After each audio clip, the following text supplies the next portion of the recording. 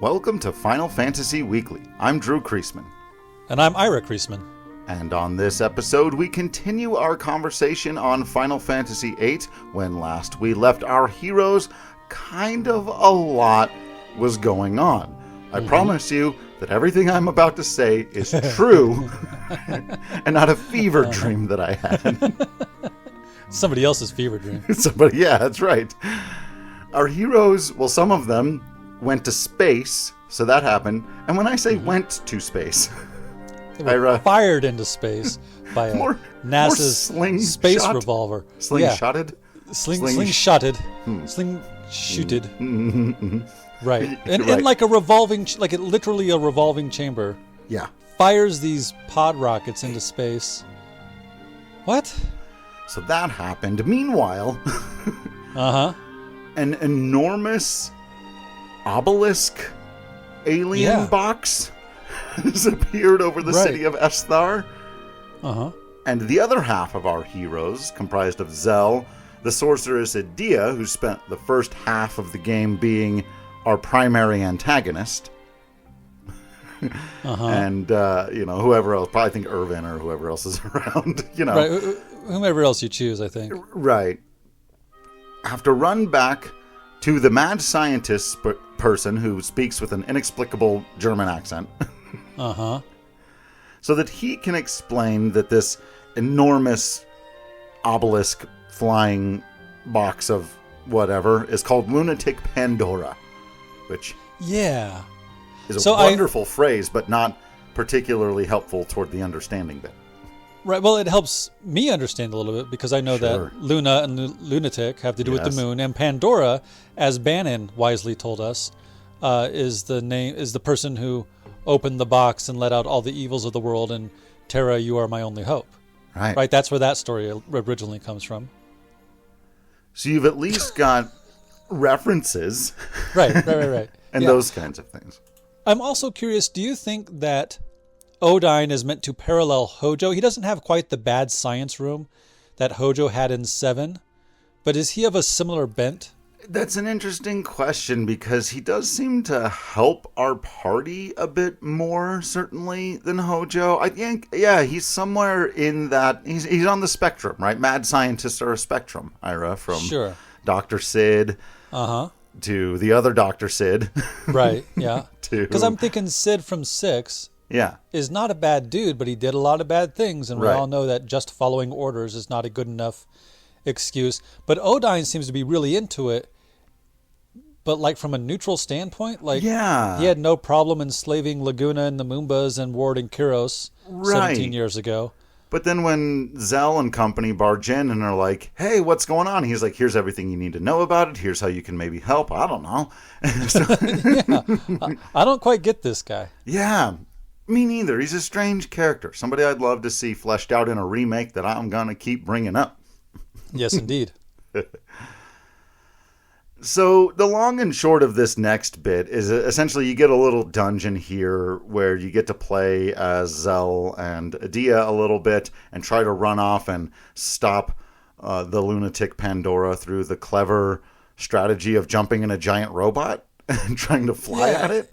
Well, it's so like they have to again, they make the mission sound way more complicated than it is. You just got to get to the right area on the map, and then you'll be prompted to, because it's this giant floating robot box thing, and the door will open and you fight some guys and you get inside, and almost immediately you get shot back out again. Right. So I'm glad they tried, but it was kind of action without significance. Yeah, ultimately it doesn't lead to anything. The Lunatic Pandora makes its way to what appears to be its land. It doesn't land, its stopping place. Right. It just hovers over the Tears Point area and starts glowing red, which is always a good sign in a video game. Absolutely. That's what we wanted to happen. And then Edea says the lunar cry, which that doesn't sound... Man, it's funny because we've been critical of a lot of the writing in this game, and I will say, there are certain things that are a little clunky or unclear. But some of the phrases in this game, Lunatic Pandora, Lunar cry, time compression. Yeah, there are some cool phrases, to be sure. Meanwhile in space. Ooh, space. Yeah, this is cool. Isn't this cool? I love this part. This is so great. Okay, how do we, on a podcast, try to explain so what... Yeah, go. You go. Well, we start... Okay, so going to space is not new in Final Fantasy. In Final Fantasy I, we had the Flying Fortress, which was maybe a space station. It definitely is in Stranger of Paradise. But then in 4, we go to the moon, right? So I like that we start small, and that we start in the control room, right? And so we're seeing the expanse of space through the windows. Yes. And we're seeing a dude in the foreground in a spacesuit and guys at controls, and the one guy's like, 3 capsules are approaching. Should we recover them? Like, hang on a second. Why would they fire capsules up here if you weren't going to recover them? But whatever, fine. Yeah. I do think it goes with the entire operation feeling a little like they've only done this 7 times. You know? Sure. You know what I mean? Like, this whole thing feels like there's stuff about it that feels very advanced and cool, but also, like, even the way that technology works where the pods are caught. Yes. Where they have to, go through this series of, like, force fields that feel like they're nets that are slowing them down. So cool. So they're like, oh, yeah, we'll do it. And they boop, boop, boop. And then we go outside, and it's this weird-looking space station. It's kind of flat. It's like if DS9 were tilted on its axis. Yeah. And it's symmetrical, but not a circle. It's kind of, it's a Final Fantasy shape. A symmetrical Final Fantasy shape. That's right. And so, yeah, these parts protrude out, and they open up these green squares. It's almost Tron-like. Oh, we're going through a Tron tunnel. And they all the way out. And then the bullet pods come in, and they hit the green squares, which, like you said, act like nets and slow it down. It's like a force field break. It's like when fighter jets come into an aircraft carrier and have to, like, be slowed down by a couple of tether things before they fully stop. Yeah. And it feels like an analog way of doing space travel or something. Sure. Yeah. What if you had to stop a rocket with nets? Right. Wow. It's so unusual. And I think I brought this up before, too. Another comparison I want to make to Final Fantasy The Spirits Within. At the very beginning, when they jump out of the plane or the helicopter, whatever they're in, and instead of using parachutes, they shoot that, like, green gel into the ground, and then they land in that. And this has that kind of vibe to it. Like, just a different way of, I guess, taking on the challenge of physics. Right. How do you slow things down and speed things up? And it's all so bizarre. And then even just the design of it. And one of the things that I think we've talked about a lot and tried to give praise to, and I really wish we knew, like, an architectural expert who could come on and explain Art Deco to us or something, or whatever this stuff is, because the world looks all so bizarre and weird. And then that's carried over when you get into space where, it doesn't look like Star Wars spaceships or Star Trek spaceships. Like you said, it get kind of maybe a little bit, but turned on their side and inverted. It doesn't even look like other Final Fantasy stuff that we've seen go to space. No whales to be found. Not a single whale. It's just weird, and I love it. This is the really, really good stuff of Final Fantasy VIII to me. Yeah. It's also worth noting that the man in the spacesuit in the foreground is obviously in charge, because they're asking him questions. Do we let them aboard? Yes, of course. Do we need to send troops? I don't think so. That sort of thing. Right. The man in the spacesuit says, I'm going to go check up on Adele, take care of the rest. And Adele, we know, was the Sorceress of Esthar from the Sorceress War 17 years ago. So apparently she's here. Yeah, and we didn't know where she was, so I guess she's up into space. So through another series of pretty interesting and bizarre visuals, the team arrives at the the station, there's this great bit where there are these like holes in the floor and they come floating up through them. Right. And so you orient yourself as if those pods were the floor. And then when they turn on the gravity, the whole team goes to the left side of the screen and that becomes the floor. I will say I find the controls of this game sometimes a little awkward, and being in space is real disorienting for me in this sequence. As a visual, I think it's incredible and fascinating. Trying to work the controller around it when you're upside down and sideways and stuff is not always easy. But it reminds me of 2001: A Space Odyssey, where they would pull tricks like this. And I thought of Ender's Game, where one of the keys to that sport is thinking differently about orientation, what's up, what's down, as once you're in space. And so I think it's a really cool way of just rethinking about, literal space. like yeah. Yeah, you know what I mean. I know what you mean. We got you. Yeah, that was well done. All right. So Squall takes Renoa, who remember has been unconscious for quite some time now, and he's bringing her to Alone, who we have heard this is where she is. So he takes Renoa to the med bay because, that's what you do. Yep. So he puts her in this like med pod, like space thing.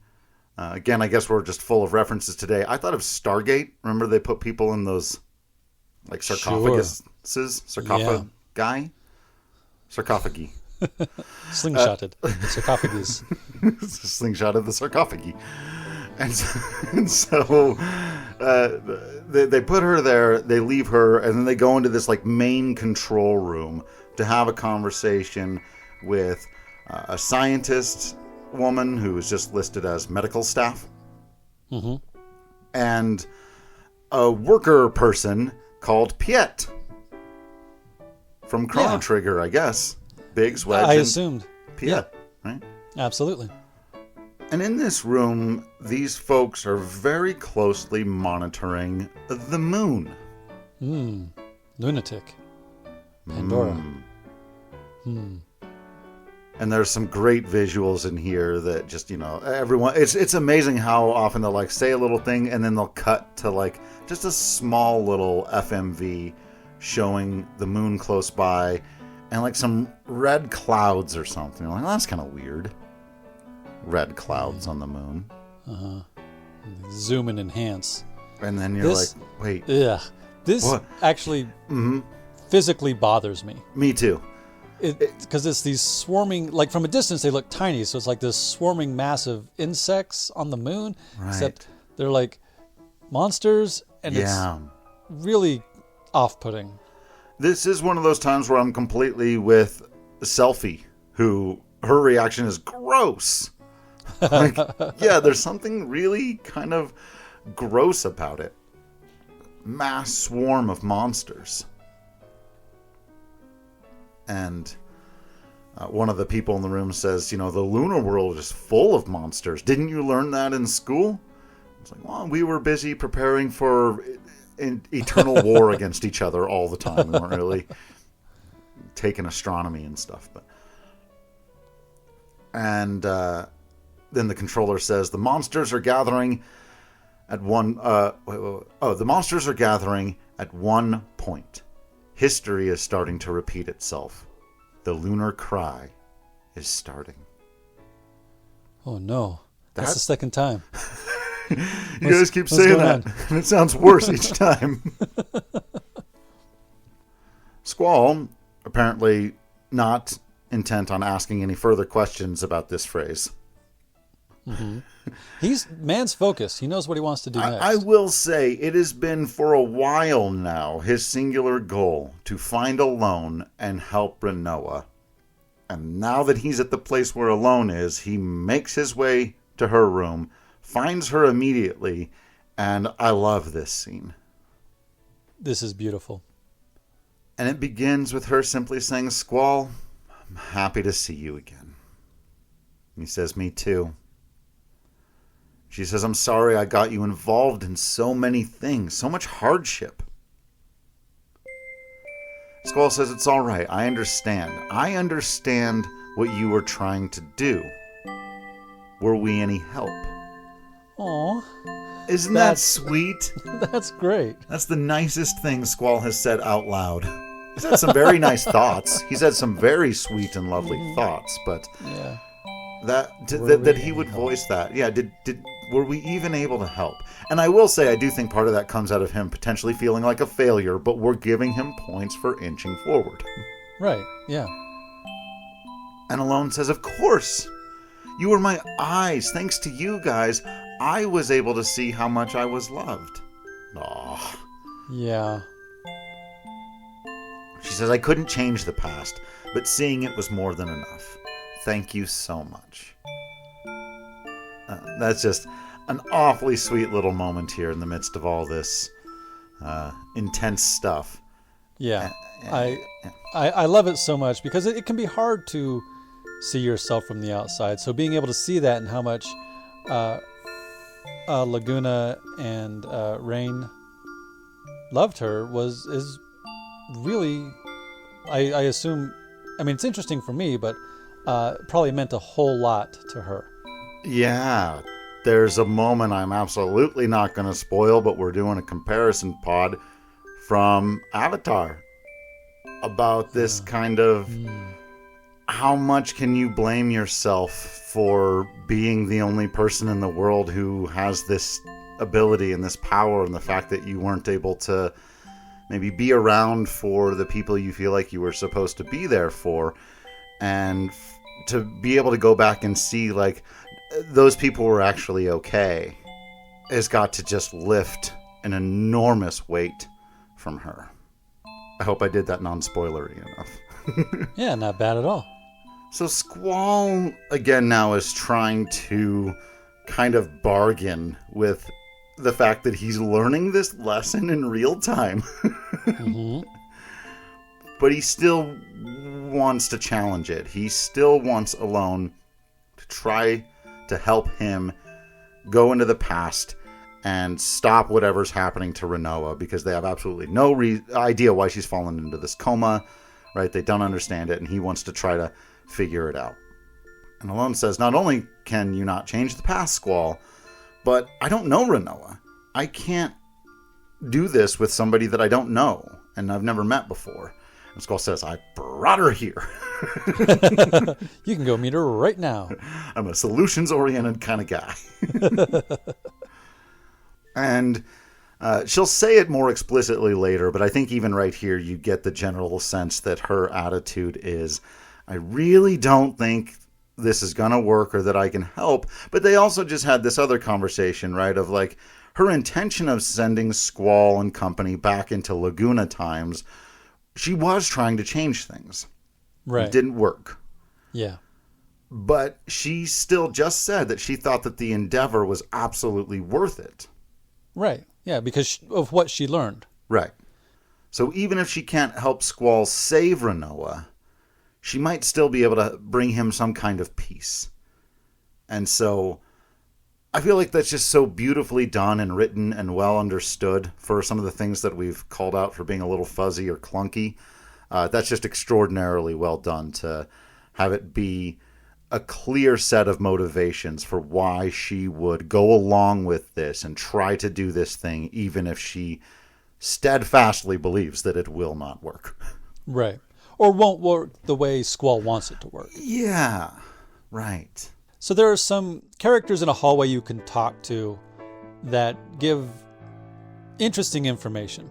They're looking out through the windows and they say, hey, if you look over here, you can see Adele's tomb, sarcophagus, tomb? I think they call it whatever. She's being held out there. And so we get this scene of that guy in the spacesuit we were talking about before floating out there, and they say that's the president. He goes to check on her personally, which I think is really interesting, that the president of Esthar will personally go out there to check to make sure that Adele the sorceress is still being held captive by this space station tomb thing.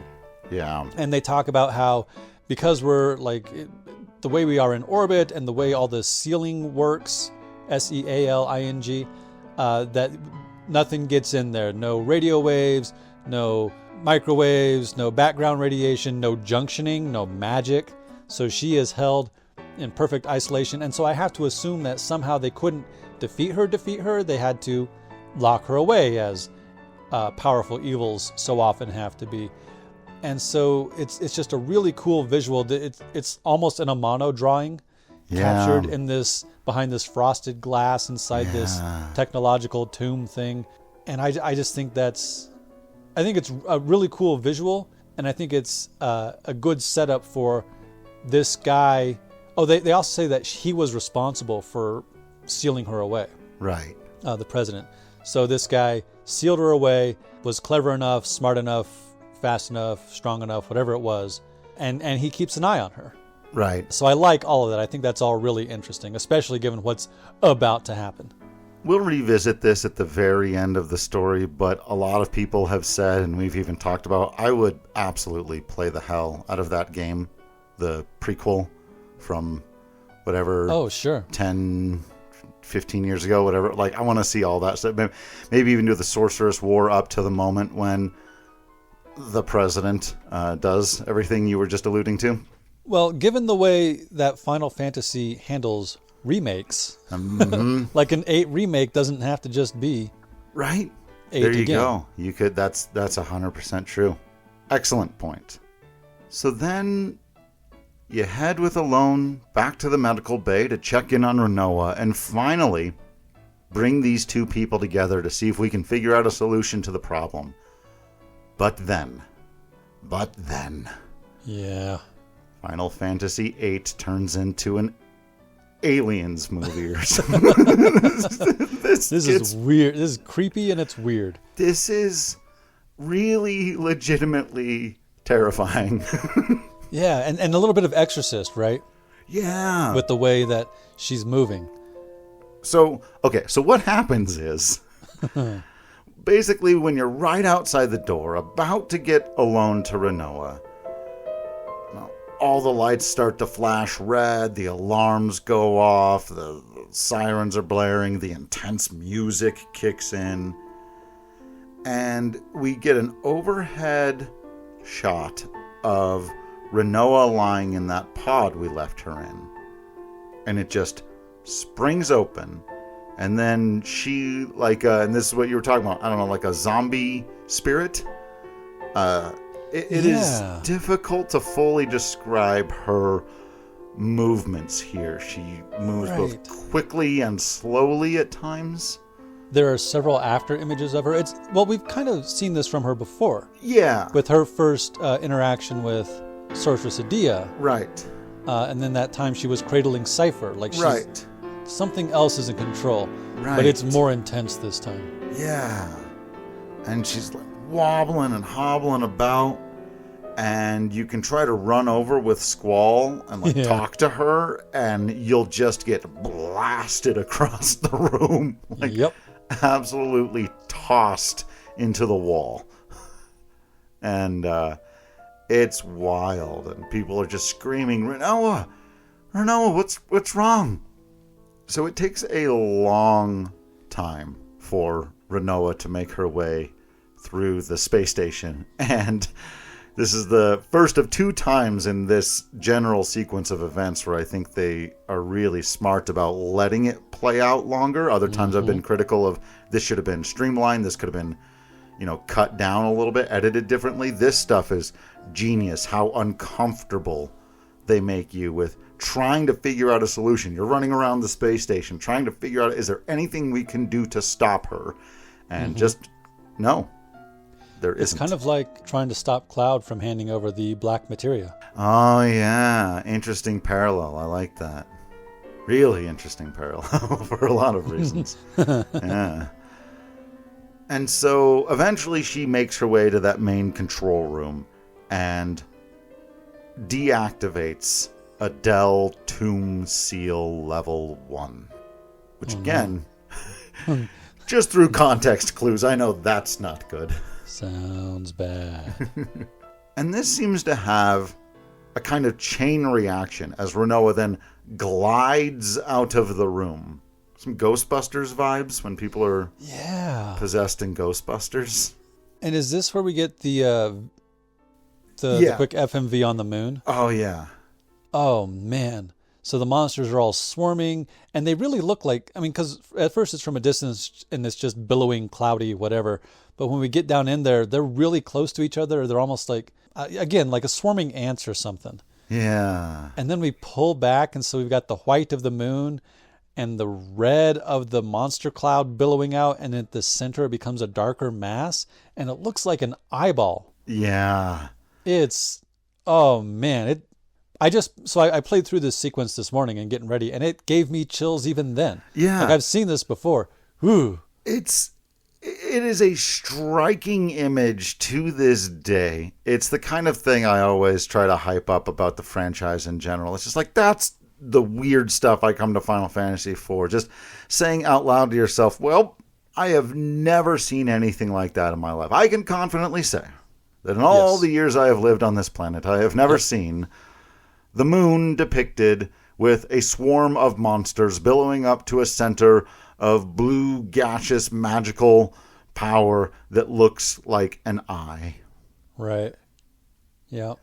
And then to drive it home, the edit zooms in on it looking like an eye, and then when it zooms back out, it zooms out from the eye of one of the monsters. Right. One of these, this is billions upon billions of swarming monsters covering, a third of the surface of the moon at this point. It's an image. Anyone who's seen it has had it in their mind this entire time we've been talking about it. Anyone who doesn't has probably got an interesting, visual thing they're doing. But it is startling. And then Piet, who I wonder if he's got a little bit of Hojo or Odine or what's Brent Spiner's character in in Independence Day. Yeah, I remember the character. I don't remember the name. Yeah, it's just, this is fascinating. Piet just goes, it's finally starting. Okay. And then from Squall, we get our third utterance of the phrase, the lunar cry.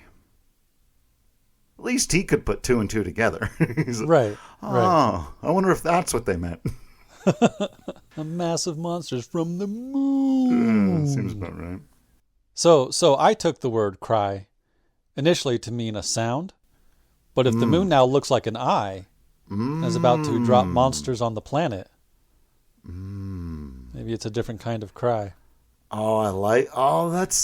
It's amazing to me that I've always just interpreted it as a sound. But yeah, actually, that makes more sense. Because what happens next is... this is weird and gross and amazing. And I can't believe it's a real thing. So Rinoa, because again, nobody can stop her, just heads out. She gets into a spacesuit, heads out toward Adele's tomb, because she's got to unleash the part 2. Right. You got to break. You can only break part 2, obviously, on the tomb itself. That wouldn't be inside the station. Right. Which presumably, that's a great fail-safe. Actually, if you think, you would think, well, okay, somebody might accidentally or even through sabotage try to set her free from inside the space station. But no one's going to be able to come out here and do it at the tomb. We'd be able to stop them by then. But they didn't count on this particular contingency. So Squall's not giving up on her. He puts on his own spacesuit and goes out after, and you can chase her down this long corridor. And the 3 astronauts that were out there are coming in, and there's a lot of back and forth between them that they do really fast, I think on purpose. So you can't catch all the crosstalk. Right. But the doors close and Squall's got to come back. So then Rinoa makes her way to that second lock and is able to unlock it, deactivate, that whole thing. Mm-hmm. And then Ira, then stuff gets real weird. All the monsters start to protrude from the moon. And then, with a gaseous, bluey kind of thing at the center. Yep. And Adele opens her eyes and smiles. Oh, yeah, we get a zoom in on her, still in her tomb, and she smiles. That is unnerving. Yeah. And then, I don't even know how to describe this. Like, the monsters begin to flood or like erupt. Yeah, from in a column.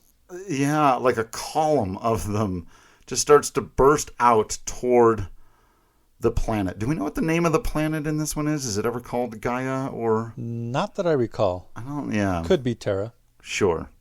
And again, it's just one of those images that is striking and difficult to describe. I do like this one line from some rando who just says, "Why is everything happening all at once? This is crazy. It's like someone planned this whole thing."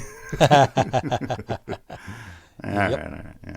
Of course, with this flood of monsters now leaving the moon and heading toward the planet, all of our stuff is kind of in the middle, in the way all the space stations and all that. And so people are saying, we've got to evacuate. Everyone head for the evacuation pods. You guys have seen space stuff before. You know at some point you're going to have to head for the evacuation pods. There is an interesting moment where the president yells at Squall, "Hey, you, take care of Alone."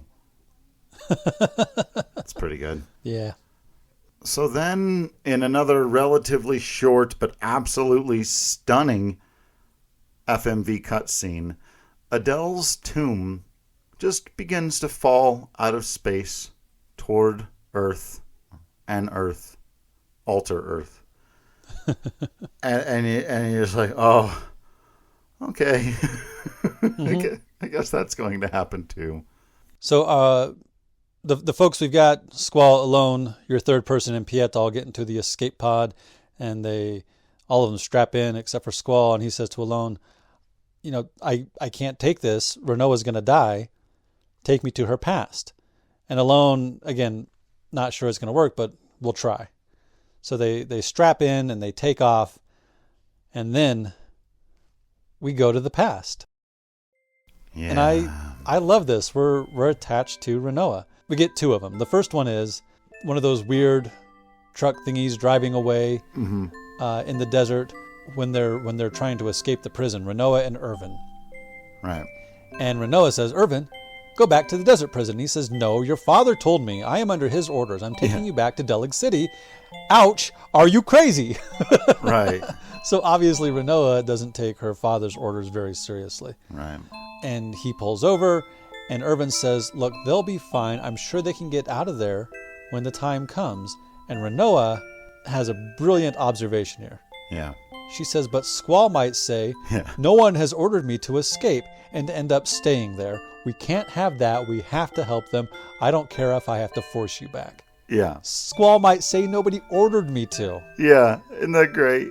That's fantastic. I have to be ordered to save myself. So she convinces Irvin, and the truck swerves around and they head back to the prison. And that's part of why they showed up when they did. Okay. So in just a second, Squall's going to be like, no, wrong memory. Try again alone. However, why tell us this one? Why did the writers choose this memory? Why put us at that moment in time? This isn't an accident. This is a choice, right? Right. I think that it's because this is Renoa's sort of moment of no return in the story, right? That if Irvin just takes her back to her father, she's probably going to get locked in her room again and live a sheltered but privileged life. And, it's sort of the opposite of the hero refusing the call and going on the hero's journey. Mm-hmm. It's like Renoa's being dragged away from the larger ills of the world, the larger plot, the bigger thing, right? And she's saying, no, we have to go back because it's the right thing to do. And because she makes that decision, she ends up where she is now. Yeah, I like that. I do wonder if she had been dragged back home, would she still have been possessed by the sorceress? Would she still have been a pawn? And if so, would she not have had her new friends to help her through what's about to come? Sure. Right. Totally different way to look at it, yeah. The other thing I like about this is Alone said the benefit to seeing what she did in the past was that she came to understand more fully how much she was loved. And I wonder if Squall is also having that realization right now. And seeing somebody in a moment of honesty when he's not there, both kind of size him up. He's the type of guy who wouldn't even save himself if he wasn't ordered to. Mm-hmm. And so if you're seeing that, you're probably going, oh, damn, she kind of got me on that one. But also, I would rather force you to take me straight back into danger than go to safety because I care about him. That's got to feel good. I hope so, yeah. The other scene we get is between Zell and Rinoa. Yeah. Where this is the impetus for Zell taking his ring. Right. This is like a conversation that took place before another conversation we saw between Zell and Rinoa. So they gave us the conclusion earlier. And I do really like that. I enjoy that out of order telling here. Especially considering that time is such a big theme to the villain's plan. Yeah. Telling certain things out of order makes a lot of thematic sense, even when it can be a little frustrating.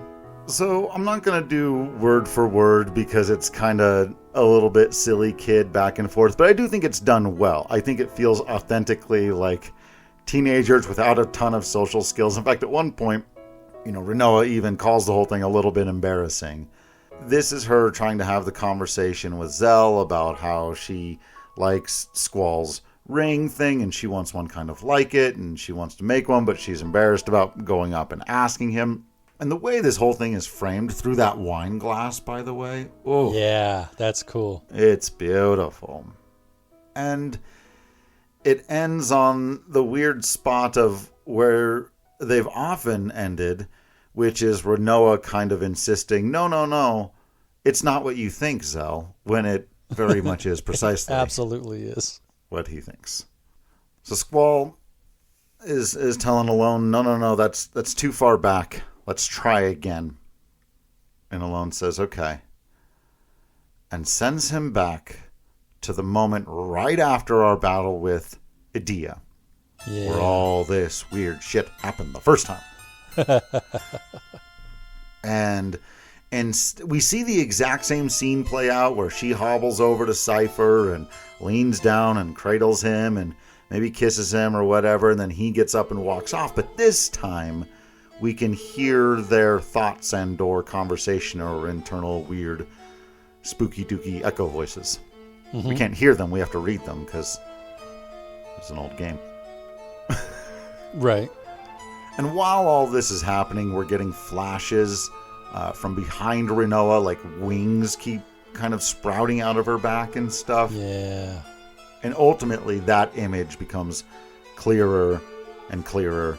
And Rinoa bends down and says, "Oh, my loyal knight Cypher, the sorceress is alive. The sorceress demands." And Squall recognizes immediately, Ultimecia, the future sorceress. She's inside Rinoa, transferred from Edea. Where's Rinoa? Yeah. So, which is an interesting question. Yeah. So, and I had asked about like how does power transfer and who gets to be a sorceress and how, and this kind of answers some of it. Ultimecia might be the one who pushes her powers through different people in the past in order to control them. It's still not clear, but at least I like that there's a hint toward there is sort of a rule set for how her power works, even if they're not going to tell us all of it. Right. The other thing they do here is that Ultimecia says to Cypher, find the legendary lunatic Pandora said to be hidden beneath the ocean. Only then shall the sorceress provide you with dreams again. Yeah. So she's been giving him dreams of being the sorceress's knight for how long? Yeah. All his life? Right. Through Edea when she was matron, maybe? Which goes back to, like, I've been questioning his motivations this whole time. Why does he do this? Why does he want to do this? Is he some kind of hopeless romantic? But he's been being manipulated for a while also. Yeah, I enjoy that reveal, and they get even a little more into it. So I do like that one a lot. And so then we get Cypher, standing up and going, "As you wish, Ultimecia," clearly like, oh man, this guy has been, as you just said, very manipulated. And then, to me, this is actually the creepiest part of the whole thing, of the whole game so far. This is really, really unsettling. Mm-hmm. Because as Rinoa is kind of leaning over, like I said, this image of Ultimecia is becoming stronger and stronger. It's still kind of see-through, but it's just staying longer. And then it sort of gets bigger and bigger and starts to stand up and turn. Yeah. And says, "Who's there?" And looks right at the camera and says, "Get out." Yep. Yep. I also think it's interesting because Ultimecia has the sort of costume wings, that Rinoa on the back of her outfit has those little angel wing patterns. Yeah. So Ultimecia is able to banish Squall and Alone from this memory with her creepy, deepy sorceress powers. And Alone says, "Squall, were you able to do anything? Were you able to change anything?" And he says, "No. What do I do now?" And there's this weird moment, but I think it plays okay. Yeah. Alone says, "I remember those eyes. You just looked at me with the same little puppy dog eyes you had when you were little. I loved those eyes." Aww. Because she's big sis. Right. And that's the confirmation of that, right? And so, you've got that, even though you probably could figure it out before. And this is when we get to maybe the central thesis of this particular theme, of this particular storyline. Right. Squall says, "That's in the past." And Alone says, "That's right. What's important is right now. I finally realized that." And Squall says, "I have to help Rinoa right now. It's the only thing that I can do." Yeah. I have said this many times before. All we have is now, right? You learn from the past, you prepare for the future, but all we ever have is right now. And so when she said earlier, I couldn't change the past, I could only learn from it and change myself now. That's this again. Yeah. He says that's in the past, and she's like, "Yes, you've got it. Well done. What's important is now." But he's not going to give up trying to help Rinoa. We just got to think about how we can do it now. Right. And so Alone says, "Yes, Squall, talk to her. Your voice may not reach her, but your heart will. Are you ready? I'm going to take you to the nearest past, to the closest present to the future." I'm going to say that one more time because I think it is beautiful writing, even if it sounds really weird to wrap your mind around. "I'm taking you to the nearest past, to the closest present to the future." That sounds a little bit to me like time compression. Yeah. Not quite the same, right? But the nearest past, the closest present to the future. Just on either side of right now. Yeah. And then this part is very, very difficult to watch. Yeah, it's like you were saying, they really take their time with this one. Yeah. They never let you off the hook here. You basically get a long sequence here of seeing Rinoa in her spacesuit floating aimlessly and endlessly, drifting out into space, getting a couple of alerts that life support is getting low. We hear some of her thoughts. Presumably, Squall is also hearing her thoughts. This is him, right? Alone has sent him to this near past. Okay, I'm going to try my best. Yep. She says, or she thinks to herself, "Am I going to make it? How? I can't do anything. Drifting endlessly. I'm helpless. No, That's it. I'm gonna die. Goodbye, Squall. And it, it's just, it'll. So mostly it's we see like the long shot of her in her spacesuit just sort of tumbling over and over and drifting through space, but it'll zoom in on her face and we see her breathing, and the necklace with Squall's ring and her new ring floats up at one point, and her tears sort of bubble up out of her eyes. Yeah. Oh man. It's all heartbreaking. I've talked before about the silent movie feel. Yeah. Of certain parts. You never hear a character speak. What I was saying earlier, no voice acting in this game, but you do hear her breath at one point, which to me is maybe the single most powerful sound effect in the entire game. There's just this organicness to when she goes, when she's running out. Yeah. It's all so powerful. And they will she'll drift across the entire length of the screen, just very slowly, with the stars in the background, and the camera tracks her a little bit, so it takes a long time for her to get all the way across the screen. Yeah. At one point, the music cuts out entirely, so there's no sound. This is genius. This is perfectly done. So after a long time of floating, kind of fades out and leaves you with a moment of like, oh, okay, was that it? Final Fantasy isn't exactly shy about killing its heroes, and I've done it before. Have they just done it again?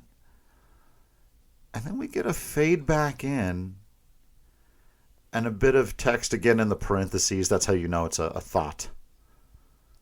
It comes up and says, I'm still alive? Squall? And then Rinoa presses a button, like on her suit, gets a little bit more oxygen. I think that's where the breath I was talking about earlier actually happens. And then we get this really uncomfortable edit because we just leave her there. Yeah. And we're back with Squall and alone. And Squall saying, I'm going to go find her. And Alone says, see, you didn't need my help at all. And he says, thanks, sis. Oh. Yeah. Yeah. Woo. That is good stuff. And then Piet says, you idiot. Your mind? And I do love that he gives voice to this, but I just want to say to Piet and all the other cynics and any of the people, and if Neil deGrasse Tyson wanted to come on and talk about the absolute absurdity of logistically what is going to happen next, that, my friends, is the power of fantasy. That is the power of letting go, because I don't care that this doesn't make sense if you take away all the magics and the guiding and the heart and the whatever. Like, yes, leaping into unknowable space to try to find someone who's drifting out there, as Piet says, they would both die. Right. But through the power of love and friendship. Yes. So he does. He just, the Final Fantasy hero, whatever would get a Stark killed, whatever. Not that a Stark would launch themselves into space. I'd love to see that. And this is like, I find this difficult. I don't think I've ever failed. I don't know if you can fail, probably, but you've got to they don't tell you how to do it. There's no tutorial. Right. You just got to figure out that you can move the stick and push a button and sort of, because just this tiny, tiny speck of a figure tumbling toward you, getting slightly bigger. Oh, that's her. How do I catch her? How do I get in? You got to try things until it works and sort of center her so that when she eventually tumbles into the screen, like Squall can grab her. Yeah. And even just talking about it makes my hands sweat. Right. Because I never remember how to do it right away. And you feel like you're lost and drifting in space, and you're gonna. And if you don't catch her, then there she goes. There's actually, I had a point while I was watching this where, when she has that moment where she's like, well, I'm not dead, I was like, well, yeah, but if you end up floating in space forever, that might actually be worse. Right. Oh, no. You know? God. So if you don't catch her, you know what happens. But you're right, I don't think you can fail at it. And after an extraordinarily anxiety-inducing amount of time, Squall is finally able to catch up to and embrace through the thickness of two spacesuits. Through spacesuits. But embrace Rinoa and hold her. And he's got her. And it's really beautiful. It's wonderful. It's wonderful. And she says something that reminds me of Final Fantasy IX, and I'll leave it at that because I don't want to spoil that. But she just says, Squall, thank you. I heard your voice. Oh, man. I do like that Squall does not say this part out loud, but he thinks, out of fuel, low on oxygen, what now, die in space? Good job, dude.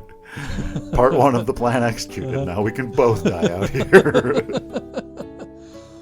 But we've got Deus Ex Dragon Spaceship. Dragon Spaceship. I know. I thought of the same thing, which again, and that's actually for me the least believable part of it, because the first part does have everything built in, and he's being guided to her by her presence and his voice and alone and their unspoken, unrequited love that neither one of them wants to fully admit to each other just yet, but all of that is guiding them to each other. Where the f*** did his spaceship come from? Yeah. Well, it says right on the body of the ship, Esthar. So it came from Esthar. But you know what? Question answered. It does literally come out of nowhere. Yeah, it's to there save them. They're able to grab on and get inside, and yeah. I will say this: I think they get away with it because it looks so damn cool. It looks so damn cool. Look at it. How cool it is. And I do want to hop over the gameplay elements real quick so we can talk about this scene and then the scene in the cockpit. So you get in and you have to fight. There's 6 monsters that are color coded and you have to fight them in pairs, and it's kind of annoying until you figure it out. But there are monsters aboard that are creepy and gross. Yeah. And you take care of them. It reminds me of the xenomorphs from Ridley Scott's Aliens. They really do. But the storyline important bits are once we're in and they get their spacesuits off, Rinoa opens up her arms. Yeah. And she says, the spacesuit was in our way before. And Squall's like, huh? Huh? And she says, give me a hug, you dummy. Ooh. A tight one. I need to know that I'm alive. And he's like, no, look, we're not through this yet. And he doesn't hug her through. I know. Okay. So, yeah, he hasn't grown quite enough just yet. Uh-huh. His soldier... We'll get another moment, but god dang it. Yeah, I do think his soldier mentality kicks back in when they are surrounded by the monsters, and he does have this thing, right, where of I can't feel any feelings because if I do, then we'll be killed, and then what does it matter? Right. That's if I feel them now, it's going to be ripped away from me. Right. And so there's a pragmaticness to it. But boy, if that wasn't the time to hug her after you've been admitting to yourself the entire time she's been unconscious. You have been slowly admitting to yourself that you care about this person. You just leapt into the darkness of space. With no real plan. Not a single thought for what comes next. No. So now he's having those thoughts. Now what comes next? This is the next. We got lucky. We're not going to get lucky again. Right. But he doesn't hug her here. No, he does not. Because they do have to fight off a bunch of xenomorphs. So they do that. And then they get in the cockpit. Because the cockpit won't open until the threats are eliminated. Smart ship. Yeah. This is the best scene in the game. This is beautiful. I love this so much. So they get to the communication part of the cockpit. The voice says, "This is Esthar Air Station. Ragnarok, do you read? Ragnarok, do you read?" That's a classic sign of safety, of the reconnection in the space film, right, or whatever, when you've got that sound over the radio or the person, again, we don't hear it, very silent movie-esque, but you can imagine the sound of it because you've heard it in other things. Ragnarok, this is Star Air Station, Ragnarok, do you copy? And it's especially important in this world because this is the first time there has ever been a radio signal in the past 17 years. Right. Because remember, we can't broadcast television. You can only do it like on a hard line or on recordings and send it out that way. There's been no signals because of, now we know, Adele's tomb in space has been blocking all of that.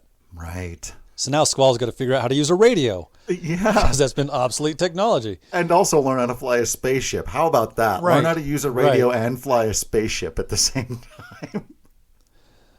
Amazing. Squall gets back to him. We're here, but I have no idea where we are.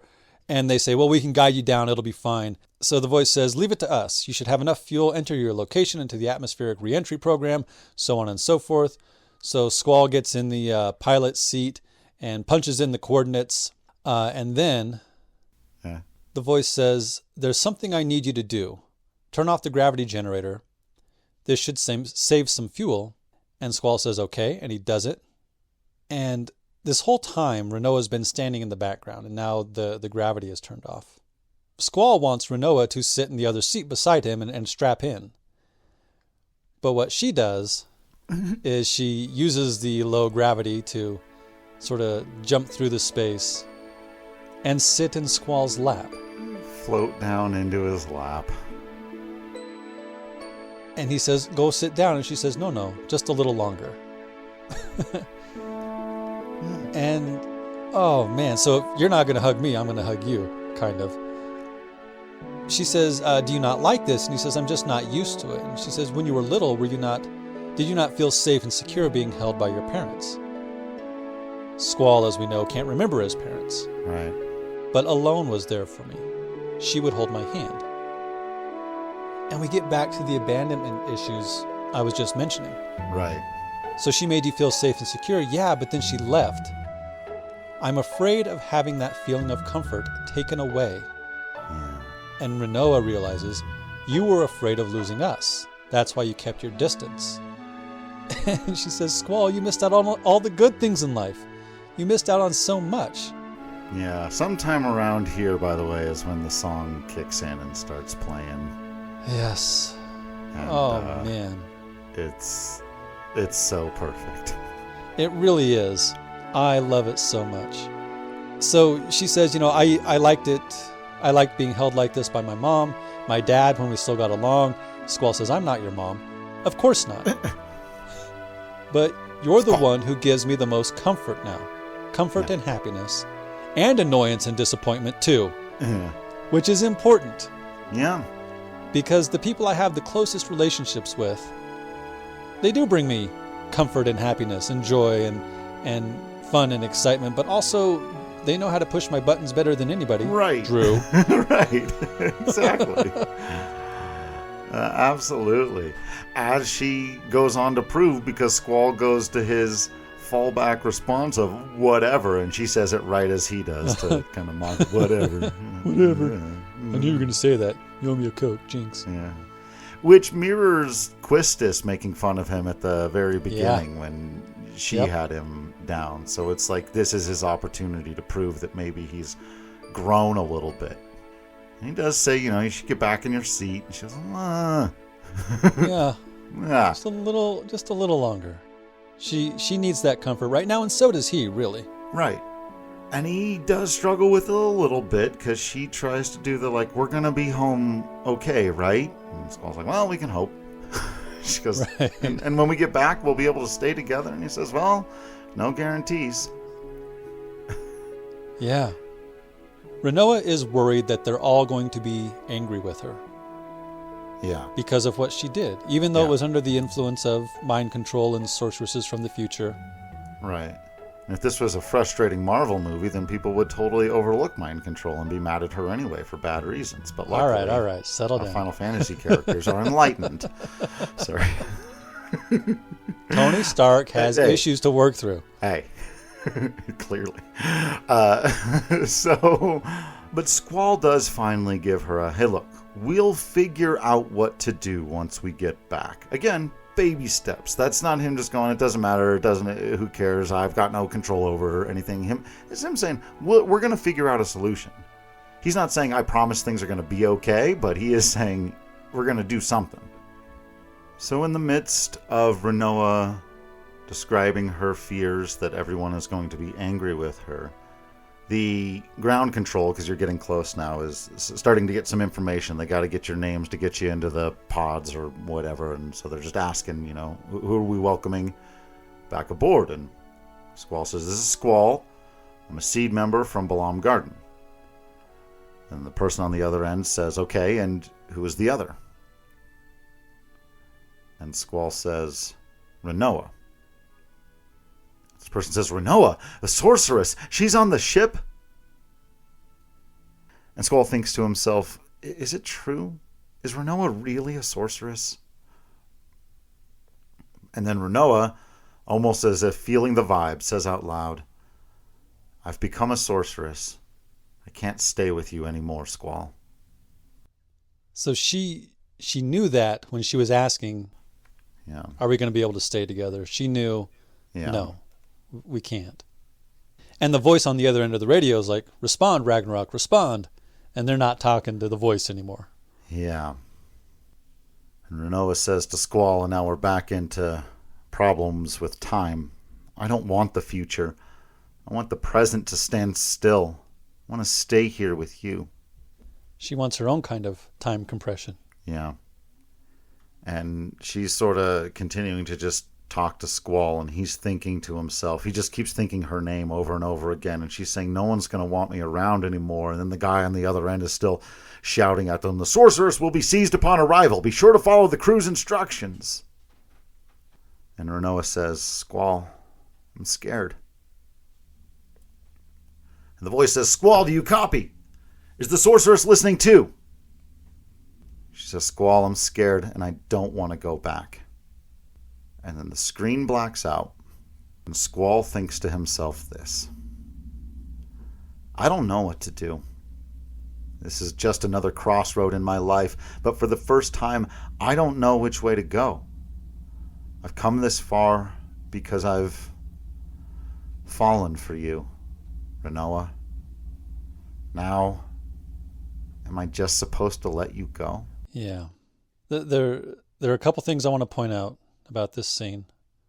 One is that while she's talking about we can't stay together, she gets off his lap and gets into her own seat. And she's got like her knees pulled up to her chest. And as she's confessing to being scared, he gets out of his seat and kneels next to her and embraces her. Yeah. Which is a wonderful inversion of what just happened. Yeah.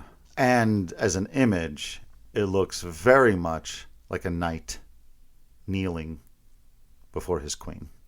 The other thing I want to say is that we just got that scene where Rinoa says he won't even rescue himself unless he's ordered to.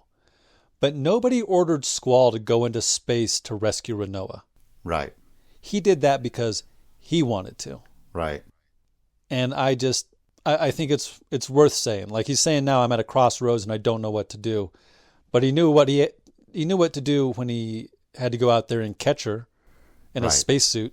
Right. So I just find that worth noting. The last thing I want to ask you about this scene, Drew, is, well, you and I have known each other a long time. My entire life, in fact. And in all that time, you have had a distaste, a loathing, an intense hatred for pop music. Yeah, yes. Yeah. My entire life, you have made this very clear to me that you hate pop music and the people who sing it. And so, wow. So my question, Drew, I did all that, yeah. So my question is, why do you hate pop music? And why do you specifically hate insert name of pop star here? And thirdly, is this song different from that? Sure. Well, as quickly as I can. One, I was a little bit of a dick when I got into writing music. Sure. So I was probably way too mean about pop music for a period of time in my life. And I've mostly let go of that. I still don't listen to a lot of stuff like that, but let people have their fun is mostly, as long as it's inoffensive, I'm fine. I mostly don't hate your favorite pop star, probably. Even if I do sometimes wonder why they've won 47,000 Grammys, even though their music sounds like everybody else's music to me. Whatever. I still don't hate them as long as people are having fun. More power to you. And yes, actually, Eyes on Me is different and better, but but that is so. I'm trying to rile you up a little bit. Sure. But why is Eyes on Me different from whatever else it might be? There are some structural things that probably just for me as a listener to primarily American pop music, it tends to follow certain patterns. You've got verse, chorus, bridge, chorus, chorus. A lot of pop music does that. We've talked before about the 4-chord progressions. I've got a lot of songs in 4-chord progressions. I primarily use 4-chord progressions. It's one of the reasons why I'm so familiar with them. I hear them everywhere. Or a 12-bar blues. You hear a lot of those kinds of things. The chord structure in Eyes on Me is a bit weird and different, at least by those standards. It might be a little bit more common, the way the chords sort of progress around a much longer loop, and it's not always the same. It's just a little bit more interesting, a little bit more creative. It's also just a really beautiful song. There have always been really beautiful pop songs, and I know you know that I know that. Right. Right. And so sometimes a thing really does come out and hit the zeitgeist. For example, I am not a fan of Celine Dion as a voice, right? It's an incredible range, and she can do great things, but I've never really liked her music. And I think Titanic, by and large, is a very silly movie. But that song slaps hard. Sometimes you just write a banger. And, Eyes on Me is just a banger. Yeah. And so this would start a trend in Final Fantasy games of having... This is the first vocal song. Yes. Right? Some we don't count Sephiroth. Right. But that's not quite the same thing. Of pop music or pop style songs in Final Fantasy, as a trend, I tend to enjoy it. I think Stand By Me in 15 makes me cry every time. Yeah. Do you think that this was a good way to start the trend? Do you think it's a good thing to have done for Final Fantasy? Was it inevitable just because they kept modernizing? I do, because I think the thing that Eyes on Me, the tradition it started, that continues to this day, that's most important, is that each one of those tracks speaks to the heart and soul of the themes of the game. It's not just like a nice piece of licensed music that, the tone fits. Stand on Me, Jesus Christ. It's a totally different vibe. That's a different song. Stand By Me could be stated to be the main theme of Final Fantasy 15. And I don't mean the song, I mean those words, right? And I think you could say the same thing about Melodies of Life, Sutakidane, Hollow, all of them speak Simple and Clean. Right. All of the Kingdom Hearts ones are telling you what the story is about, but through the artistry of music, so it's still poetic and beautiful.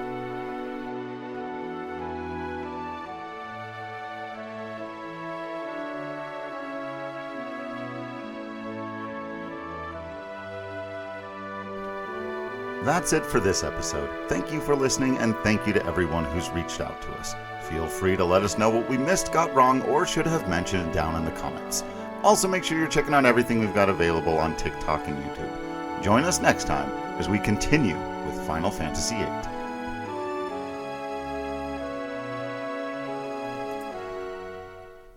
Welcome to Final Fantasy Weekly. I'm Drew Kreisman. And I'm Ira Kreisman. And on this episode, we continue our conversation on Final Fantasy F... What? F what is not a bad subtitle for this game. Final Fantasy F what? Try it again. You need your lines? Let's do that again.